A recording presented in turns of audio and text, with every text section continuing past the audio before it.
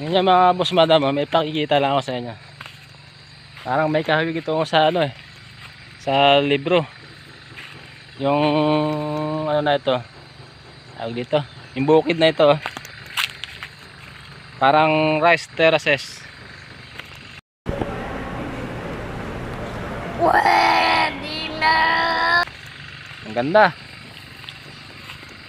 Ano siya, malubundukin siya oh.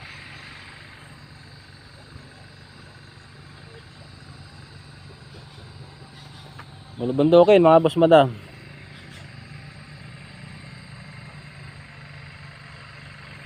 Ganda ng bukid na yan ah.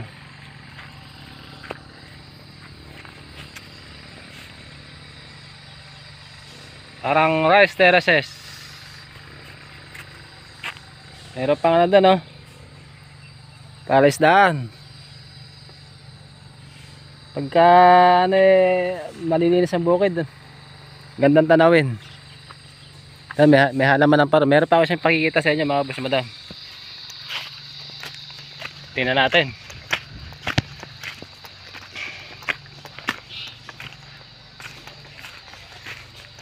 Napansin ako dito eh.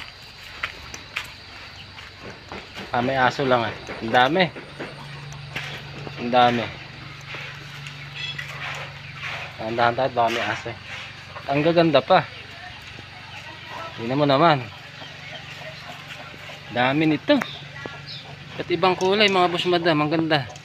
What? Kaya binibenta ito. Eh may itlog pa. Eh nangingitlog. Ayun o. Tignan nyo ha. Oh. Ay itlog niya lang oh. Itlog na dalawa. Ayun o. Ang amo. Bilang natin 2, 4, 6, 7. 7 ito. Meron pang isa oh. Ikakaiba, berde. Tingnan nyo mga boss madam, may berde pa. Ay dalawa. Ano, dalawang berde. Ganda. 7 yun, tapos dalawang berde. Siyam. Ay hindi, mayroon pa pala rin nakahapon. 2, 4, 6, 7 nga. Siyam. Bali siyam, 10, 11, 12. Dami, may itlog pa siya oh. Itlog, isa. Nangingitlog sila. Ano tayong pagkain ito? Pids lang din oh. Gaganda ng kulay oh. Saan kaya nahuhuli ito? Kulay ano? Kulay abo na ano? Kulay kaki. Pero mas maganda yung berde oh. Parang ano lang.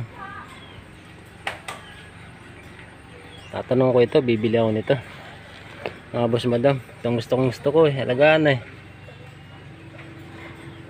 Ganda. Bato-bato. Bato-batong berde at bato-batong abuhin. Ganda. Grabe.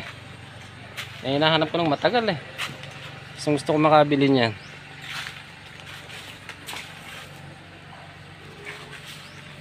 Ganda talaga. Wala kasi may-ari. Imalis eh. Pumunta ng bukid eh. Oh.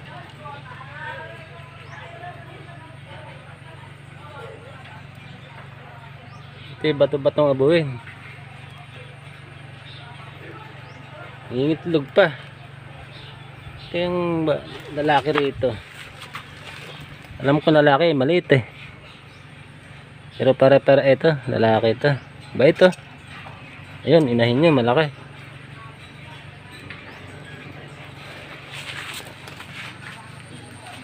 Ay, bato-bato mga boss madam. Nasa baba lang sila oh. Hindi ko may iwanan na. Nakadugas kaya ng dalawa. Ganda na. Grabe.